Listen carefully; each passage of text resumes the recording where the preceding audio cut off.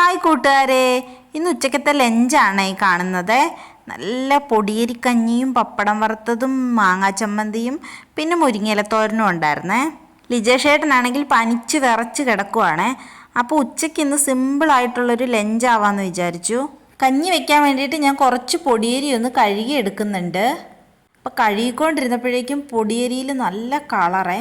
അപ്പോൾ കുറച്ച് നേരം അതൊന്ന് വെള്ളത്തിലിട്ട് വെച്ചേക്കാമെന്ന് വിചാരിച്ച് ഒന്ന് രണ്ട് നീക്ക് കഴുകിയിട്ട് ഞാനത് ആ കുക്കറിൽ തന്നെ കുറച്ച് നേരം വെള്ളത്തിലിട്ട് വെച്ചേ. ഇനി ഒരു തോരൻ വെക്കണം. രാവിലെ വീട്ടിൽ മക്കളെ കൊണ്ടുവിടാൻ പോയപ്പം അവിടെ നിന്ന് കുറച്ച് മുരിങ്ങയില പിച്ചിട്ടുണ്ടായിരുന്നേ. ആദ്യം കോവയ്ക്കാത്തോരൻ വെക്കാമെന്നാണ് വിചാരിച്ചത്. പിന്നെ അവിടെ ഇത് കണ്ടപ്പോഴേക്കും ഇതിങ്ങ് പിച്ചെടുത്തോണ്ട് പോന്നു. കഴുകി പുഴുവൊക്കെ നോക്കി വെള്ളമെല്ലാം വാർന്ന് വെച്ചിരിക്കുന്നതാണ് കേട്ടോ.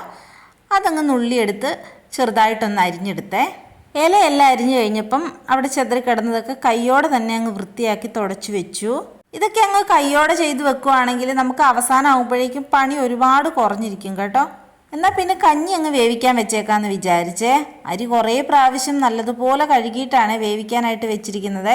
അത് കഴിഞ്ഞ് ഞാൻ കറി വെക്കാനുള്ളതെല്ലാം കൂടി ഒന്ന് റെഡിയാക്കി വെച്ചേ. എല്ലാം ഇങ്ങനെ അടുപ്പിച്ച് വെക്കുവാണെങ്കിൽ പിന്നെ നമുക്കതങ്ങ് കുക്ക് ചെയ്തെടുത്താൽ മതിയല്ലോ. ഇനി തോരനായിട്ടൊരു അരപ്പ് തയ്യാറാക്കണേ. അതിനായിട്ടൊരു കുറച്ച് തേങ്ങ എന്ന് പറഞ്ഞാൽ ഒരു 2-3 പിടി തേങ്ങയും ഒരു 2-3 അല്ലി വെളുത്തുള്ളിയും പിന്നെ കുറച്ച് ജീരകം എന്ന് പറഞ്ഞിട്ടുണ്ടെങ്കിൽ ചെറിയ ജീരകമാണ് കേട്ടോ.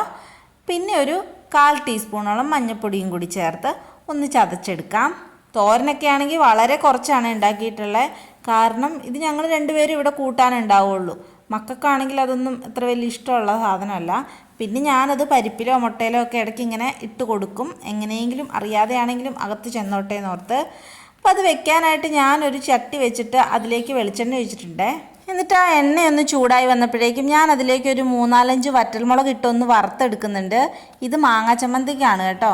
അല്ലെങ്കിൽ പിന്നെ ഇനിയിപ്പോൾ വേറെ പാത്രത്തിൽ ചൂടാക്കി എടുക്കേണ്ടി വരുമല്ലോ. ഇതാകുമ്പം ഒരു വെടിക്ക് 2 പക്ഷി. മാങ്ങാ ചമ്മന്തിക്കൊക്കെ കുറച്ചും കൂടി നല്ലത് കാന്താരിയാണ് അല്ലേ. പക്ഷേ കാന്താരി എൻ്റെ അടുത്ത് ഇല്ലായിരുന്നു കേട്ടോ. അത് കാരണം ഞാൻ വറ്റൽമുളക് ആക്കാമെന്ന് വിചാരിച്ചു. എന്നിട്ട് അതേ ചട്ടിയിലേക്ക് തന്നെ ഞാൻ കുറച്ച് കടുകിട്ട് പൊട്ടിക്കുന്നുണ്ട്. എന്നിട്ട് ഞാൻ സവോള ഇവിടെ കൊത്തി അരിഞ്ഞ് വെച്ചിട്ടുണ്ടായിരുന്നു, അതും കൂടി ഇട്ട് കൊടുക്കുന്നുണ്ട്. ചെറിയുള്ളി ഉണ്ടെങ്കിൽ അതായിരിക്കും കേട്ടോ നല്ലത്. ഇതിപ്പോൾ സവോള ഞാൻ എളുപ്പത്തിന് വേണ്ടിയിട്ട് എടുത്തതാണ്. സവോള ഒന്ന് ലൈറ്റ് ബ്രൗൺ കളറായി വരുമ്പോഴേക്കും ഞാൻ അതിലേക്ക് പച്ചമുളകും കറിവേപ്പിലയും കൂടി ചേർത്ത് കൊടുക്കുന്നുണ്ട്. തോരനൊക്കെ വെക്കുന്ന സമയത്ത് ഞാൻ പച്ചമുളക് അങ്ങനെ അരപ്പിൻ്റെ കൂടെ അരയ്ക്കാറില്ല. കാരണം ആ പച്ചമുളകിൻ്റെ ചുവ മുമ്പിൽ നിൽക്കുന്ന പോലെ തോന്നിയിട്ടുണ്ട്. അപ്പോൾ ഞാനിങ്ങനെ സവോളയോ ഉള്ളിയോ എന്തെങ്കിലും വഴറ്റുമ്പം അതിൻ്റെ കൂടെ ഇട്ട് വഴറ്റാറാണ് പതിവ്. തേങ്ങ ഒതുക്കിയെടുത്തത് ഞാൻ നല്ലപോലെ തന്നെ ആ മുരിങ്ങയിലയിലിട്ട് തിരുമിയിട്ടുണ്ടായിരുന്നു. ഉപ്പും കൂടി ചേർത്തിട്ടാട്ടോ തിരുമിയത്. എന്നിട്ട് അതൊന്ന് വാടി വന്നപ്പോഴേക്കും ഞാനത് വേകാൻ വേണ്ടിയിട്ടൊന്ന് തട്ടിപ്പൊത്തി മൂടി വെച്ചേ. അപ്പോൾ അത് വേകുന്ന സമയം കൊണ്ട് ഒരു ചമ്മന്തിയും കൂടെ റെഡിയാക്കണം. മാങ്ങാ ചമ്മന്തിയാണ് കേട്ടോ.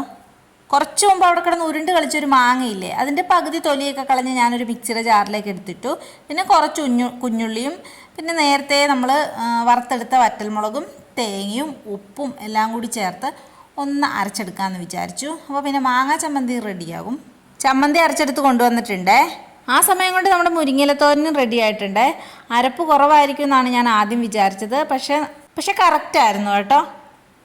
മുരിങ്ങയിലത്തോരൻ ഇങ്ങനെയല്ല ഉണ്ടാക്കുന്നതെങ്കിൽ നിങ്ങൾ ഇങ്ങനെ ഒന്ന് ഉണ്ടാക്കി നോക്കണേ. മുരിങ്ങയിലൊക്കെ ഒരു കട്ട് ചുവയുണ്ടല്ലോ, അത് നമുക്ക് ഇങ്ങനെ വെക്കുമ്പോൾ ഫീൽ ചെയ്യത്തില്ലേ. എല്ലാം അങ്ങനെ പാത്രത്തിലേക്ക് മാറ്റി കഞ്ഞി തുറന്ന് നോക്കിയപ്പോഴേക്കും അതും നല്ലപോലെ വെന്തിരിക്കുമായിരുന്നു. കാണാൻ തന്നെ നല്ലൊരു രസം ഉണ്ടായിരുന്നു കേട്ടോ. എന്നിട്ട് ഞാൻ കുറച്ച് പപ്പടവും കൂടി അങ്ങ് വറുത്ത് കോരി. ഇത്ര ആയപ്പോഴേക്കും ലഞ്ചിൻ്റെ പരിപാടികളെല്ലാം കഴിഞ്ഞേ. ഇതെല്ലാം കൂടി കണ്ടിട്ട് ഇപ്പം തന്നെ വാരിക്കോരി കുടിക്കാൻ തോന്നുന്നുണ്ട്. ഇനി പോയി പനിക്കാരനെ വിളിച്ച് എണീപ്പിക്കണം, ഇതൊക്കെ ഒന്ന് കഴിപ്പിക്കണം. വായിക്കൊക്കെ ആണെങ്കിൽ ഭയങ്കര കയ്പാന്ന് പറഞ്ഞുകൊണ്ടിരിക്കും കേട്ടോ. എല്ലാം ടേബിളിലേക്ക് എടുത്തുകൊണ്ട് വെച്ചിട്ട് പോയി വിളിക്കാന്ന് വിചാരിച്ചു. ഏട്ടാ ഏട്ടാ